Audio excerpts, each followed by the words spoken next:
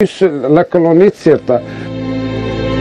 La Numidie et sa partie méridionale fut érigée en confédération au profit du mercenaire Sitius à la solde des Romains sous l'empereur Jules César.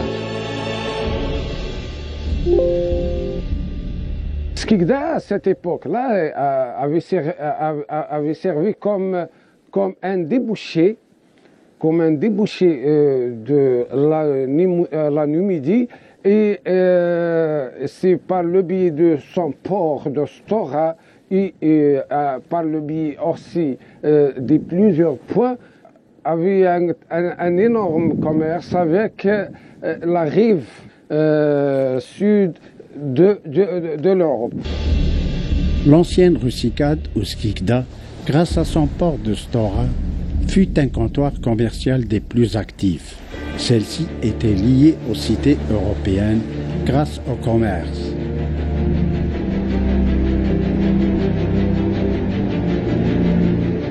Avec le port de Stora, le port de Rusicade, et aussi on trouve d'autres stations maritimes qui ont été mentionnées par les anciens géographes romains, tels que l'itinéraire d'Antonin et la table de Püttinger.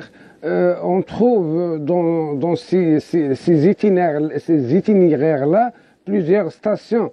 On commence d'abord par Choulou, Rusicade, Parassianis, Takatua, Kouloukitanis. On trouve aussi d'autres stations maritimes très intéressantes qui ont été mentionnées vis-à-vis leur importance stratégique, que ce soit dans le domaine commercial ou bien dans le domaine militaire. Le site de Parassianis ou bien Guerbès, ou bien le Oued El Msajid, c'est un site très important par son potentiel archéologique. On trouve dans ce site-là pas mal de monuments très intéressants qui nous fait découvrir la nature de cette station-là. Parassianis n'est pas loin de la limite ouest de l'Afrique consulaire. Alors, on peut la considérer, cette station, on peut la considérer comme une station frontalière. Peut-être que cette station-là a servi comme un centre de dédouanement.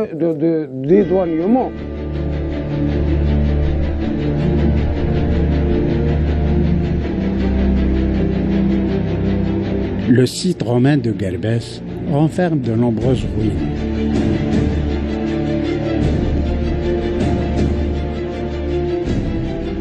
À Guerbès, on trouve un castellum, une forteresse militaire et qui dévoile une certaine activité militaire.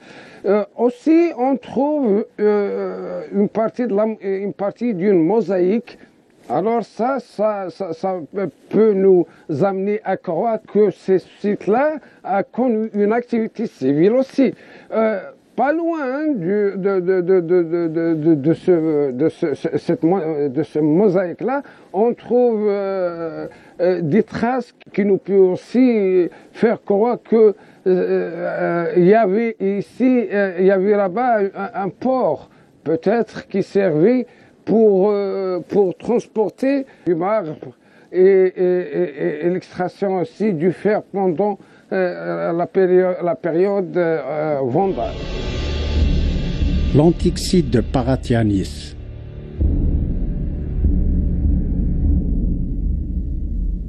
Les zones humides sont connues pour leur valeur, on va dire, écologique et en plus par une autre valeur écosystémique et qui peut être évaluée de différentes manières. On a les valeurs d'usage et aussi les valeurs de non-usage. Parmi ces dernières, on a la valeur culturelle. Cette valeur culturelle, elle est parfaitement illustrée dans le cas des zones humides de Guerbès-Sonhaj, à proximité d'un site archéologique qui est celui de Parassianis, qui est une ancienne, semble-t-il, garnison romaine, où les archéologues ont récemment mis ou déterré un ensemble de vestiges datant de cette époque, c'est-à-dire du 1er jusqu'au 4e siècle.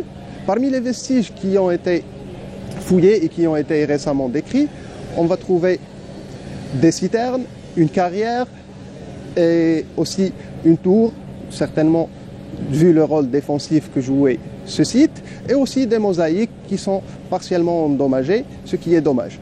Ce qui est dommage aussi, c'est que ce site n'est pas classé dans la zone protégée de Gurbès Sanhaja. Ce site antique ne fait pas partie de l'actuelle zone protégée de Gurbès Sanhaja, bien qu'il représente un intérêt culturel important. Donc, à l'avenir, pourquoi pas intégrer ce site dans l'écocomplexe de zone humide ou dans le périmètre de la zone protégée. Ce site n'est pas clôturé. Le site archéologique se trouve au centre de la zone d'expansion touristique. Le site de Gurbès jouxte le complexe de zone humide de Ben Azzouz.